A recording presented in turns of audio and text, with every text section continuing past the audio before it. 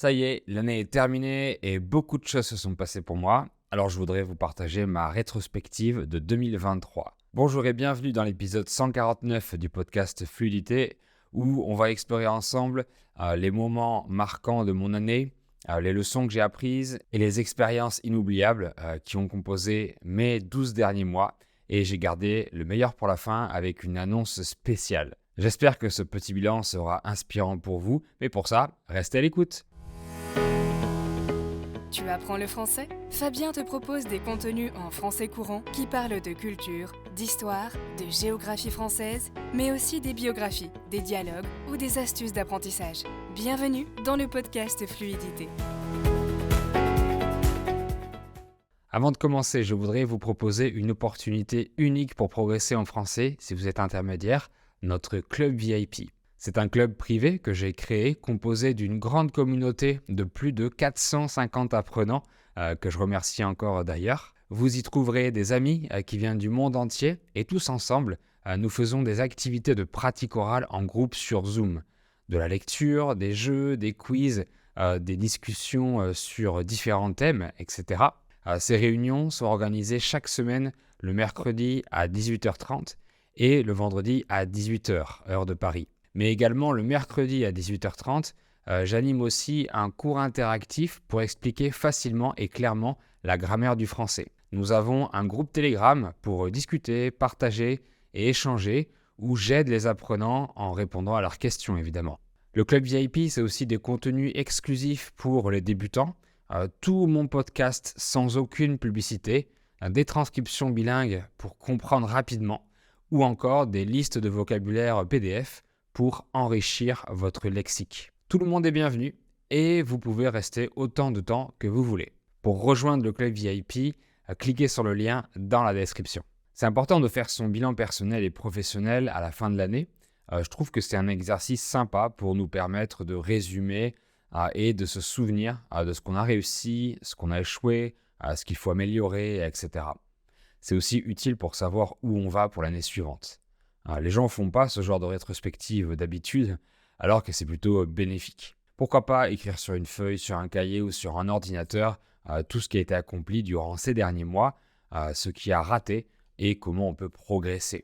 Essayez de le faire et vous verrez les effets que ça vous apporte. Donc dans mon cas, je le fais pour vous le partager, pour vous raconter une histoire avec les temps du passé et du vocabulaire de la vie courante. Et j'en profite pour vous annoncer quelque chose au sujet de l'un de mes projets. Je vais commencer par parler de la partie privée de ma vie et je continuerai par le côté professionnel. La première chose qui m'est arrivée en 2022, c'est un problème mécanique puisque ma voiture était en panne durant les premiers jours de l'année. Plus précisément, elle est tombée en panne le 31 décembre en allant à Sarlat pour y passer le week-end du réveillon. Avec mon épouse, on a passé le dernier jour de 2022 et le premier de 2023 à visiter des châteaux en Dordogne. Mais quelques minutes après notre départ, ma voiture est tombée en panne. Donc, on a appelé la dépanneuse pour qu'elle nous ramène chez nous et mon assurance nous a prêté une voiture de location pour repartir. On a pu passer le week-end tranquille, mais au retour début janvier, ma voiture était toujours en panne. Ils l'ont réparée facilement et rapidement, mais comme ça faisait quelques années que j'avais plus de voiture, j'avais oublié qu'il y avait souvent des réparations à payer. Donc, on dit qu'une voiture ou qu'un appareil tombe en panne quand il arrête de fonctionner. Et comme le verbe tomber s'utilise avec être au passé composé, on dit comme ça « Mon téléphone est tombé en panne hier, ma voiture est tombée en panne en janvier, etc. » En tout cas, depuis cette réparation début janvier 2022, elle n'a plus de problème. Et maintenant que j'ai un grand garage, je vais pouvoir faire un peu de mécanique. Du coup, j'ai acheté des outils de mécanicien. En avril, on est parti en vacances avec mes parents, ma sœur et mes nièces pendant quelques jours à la campagne pour visiter des sites connus comme le gouffre de Padirac. Et j'ai tout raconté dans l'épisode 125 qui s'appelle « Mes vacances en famille ». Et début juin, avec mon épouse, on a fait un autre voyage, le plus long de cette année puisqu'on est parti pendant 10 jours en van, en road trip jusqu'en Italie. On a longé toute la Côte d'Azur française à l'aller et au retour, on est passé par les terres provençales. Là aussi, j'ai raconté ce voyage dans l'épisode 131 qui s'intitule « Mon programme pour cet été ». Et j'ai fait 2 vlogs qui sont sur ma chaîne YouTube dans lesquels vous verrez les paysages et les villages. Ce voyage était génial. On a vraiment adoré voyager en van à l'aventure. On a trop kiffé, comme on dit en argot. C'est génial de se déplacer en van puisqu'on peut s'arrêter et dormir là où on veut et on est tout le temps dans la nature. D'ailleurs, on a prévu un autre petit voyage en van en juin 2024, mais je vous en dirai plus bientôt. Ce voyage, c'était mes vacances de l'année parce qu'en général, je prends que 2 semaines de congé par an. Cet été, on a également refait du camping comme l'année dernière. On est allé camper 2 fois dans les Pyrénées et on en a profité pour visiter le Pays Basque, l'endroit préféré de Glenn. Mais comme je l'avais annoncé dans mes projets pour cette année, on a visité un peu plus la France et on n'est pas parti à l'étranger. Bon, sauf les 3 jours en Italie de notre voyage en van. Plus récemment, on est allé à Cahors, une petite ville mignonne du style médiéval pas loin de chez nous. On y a passé le week-end et on a visité un petit village juste à côté. Très charmant. Et le week-end prochain, pour passer le réveillon, on ira à Montauban, une autre ville qui a l'air très chouette et où se déroule un festival de lanternes. On est quand même retourné à Paris pour un concert, donc on y a passé seulement une nuit. C'était au moment des émeutes qu'il y a eu en France. Je ne sais pas si vous avez suivi l'actualité, mais fin juin ou début juillet, un peu partout en France, dans les grandes villes, il y a eu des émeutes très violentes. Ce sont des jeunes qui ont brûlé et cassé des magasins ou des institutions publiques pour manifester leur colère suite à une bavure policière. Une erreur commise par un policier qui a tué un jeune. Cette année, mon épouse a fait renouveler son visa. L'an dernier, en 2022, elle a eu son premier visa d'1 an et en avril 2023, elle a dû renouveler son titre de séjour pour 2 ans supplémentaires. Donc là, on est encore tranquille pour 1 an et demi. Les démarches n'ont pas été trop fastidieuses. Il a fallu réunir quelques documents basiques, mais rien de très compliqué. En plus, la préfecture de notre département est une ville beaucoup plus petite que Bordeaux. Donc c'est beaucoup plus facile d'y aller pour faire des démarches et ça se fait plus rapidement. Le plus grand événement pour nous deux cette année, c'est notre déménagement. L'an dernier, on habitait dans un logement temporaire et en août 2023, on a trouvé une grande maison avec un grand jardin et 3 chambres, ce qui est parfait pour nos projets. J'ai mon propre bureau où je peux travailler, donc ça me va très bien et l'autre chambre nous sert de salle de sport. Je suis encore surpris de la chance qu'on a eue de trouver cette belle maison dans le même quartier où on habitait, avec toutes les caractéristiques qu'on voulait et pour un prix raisonnable. Parce que depuis l'inflation récente, les Français ne peuvent plus autant acheter d'immobilier qu'avant, puisque les intérêts bancaires ont augmenté. Pour acheter une maison, on demande un prêt à la banque, on fait un crédit. Les intérêts étaient à 1 ou 2% avant, et maintenant ils sont aux alentours de 4 ou 5%. Donc ça augmente la somme totale à rembourser à la banque, ce qui fait que les Français achètent beaucoup moins et louent beaucoup plus. Par conséquent, la demande de location augmente et ça devient très dur de trouver un logement à louer. En plus, je suis travailleur indépendant, donc j'ai pas de revenus fixes comme les salariés. Et en général, ça fait peur aux propriétaires ou aux agences qui préfèrent louer des logements à des gens qui ont des revenus plus stables. Heureusement, on a trouvé une agence immobilière super gentille qui nous a proposé cette incroyable maison. Donc on s'y sent bien, on n'a plus aucune urgence de déménager et c'est un grand succès pour nous deux. On verra si on peut acheter une maison plus tard, mais c'est pas pressé. Et c'est la première fois de ma vie que je loue une maison si grande, donc je découvre peu à peu tout ce qu'il y a à faire pour l'entretenir, le bricolage, le jardinage, etc. Bien sûr, j'ai déjà vécu dans une maison, mais c'était chez mes parents, donc je m'en occupais pas. Et ensuite, j'ai vécu qu'en appartement jusqu'à maintenant. Passons maintenant au côté professionnel de mes 12 derniers mois. Quand j'ai regardé la vidéo de mon bilan 2022, je disais qu'on avait passé les 10 000 abonnés sur YouTube. Maintenant, j'ai passé un nouveau palier puisqu'on a passé les 50 000 abonnés, donc je suis très content de cette progression. Mais depuis septembre, les vues sur ma chaîne ont chuté sans aucune raison. YouTube montre de moins en moins mes vidéos.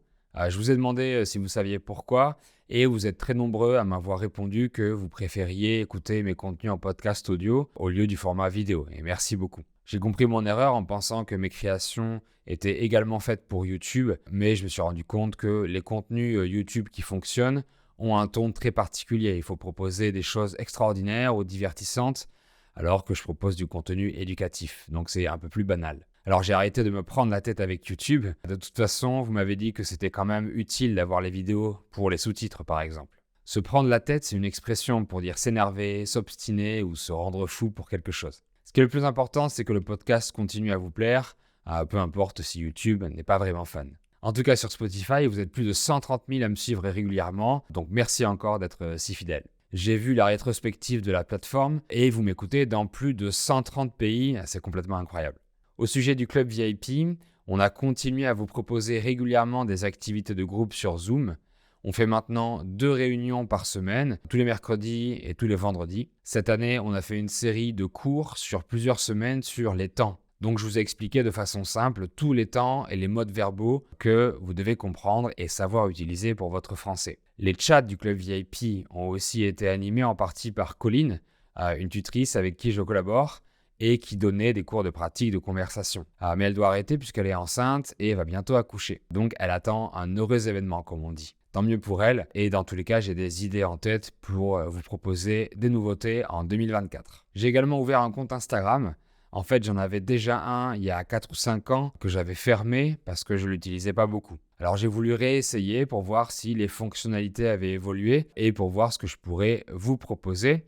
Et là aussi, j'ai quelques idées pour 2024 comme des jeux concours, etc. En ce moment, je fais majoritairement des stories où je vous partage des contenus que je trouve sympas et utiles pour vous, les apprenants de français. Donc vous avez le lien de mon Instagram dans la description, suivez-moi avec plaisir. Et je voulais garder pour la fin, mais le plus gros changement de l'année au niveau professionnel, c'est un projet qui va se concrétiser très prochainement. C'est la sortie de mon livre En route vers le français avec fluidité. Je vous raconte comment ça s'est passé. C'est une maison d'édition qui m'a contacté pour adapter mes contenus en livre papier dans le but de proposer quelque chose de nouveau et d'interactif. On en a parlé ensemble et on a trouvé l'idée de créer un livre avec des bonus privés via des QR codes, des jeux de vocabulaire et un peu de grammaire. C'est un projet basé sur le financement participatif, le crowdfunding en anglais, c'est-à-dire que si on atteignait 100 ventes minimum, le livre serait édité. Donc ça fait plusieurs mois que je travaille sur l'écriture de cette œuvre. C'est une nouveauté pour moi, c'est un nouveau domaine que je commence à explorer, tout un monde que je découvre à peine. L'écriture est très intéressante, enrichissante, donc très épanouissante pour moi. Et depuis quelques jours, on a atteint ce nombre fatidique de 100 ventes minimum, donc le projet deviendra réalité, comme je l'avais annoncé sur mes réseaux sociaux. J'en suis vraiment très content et il me tarde que vous le receviez chez vous. Les lecteurs qui l'ont commandé auront une surprise à l'intérieur puisque dans le livre, il y a un contenu exclusif qui sera jamais dans le podcast ni sur ma chaîne. Alors merci à tous les auditeurs qui ont soutenu ce projet parce que c'est évidemment grâce à vous qu'il peut se faire. Celles et ceux qui l'ont précommandé auront leur nom écrit à la fin du livre en guise de remerciement. En guise de, ça veut dire comme ou en tant que. Alors beaucoup m'ont demandé s'il était disponible sur Amazon ou en version électronique ou e-book.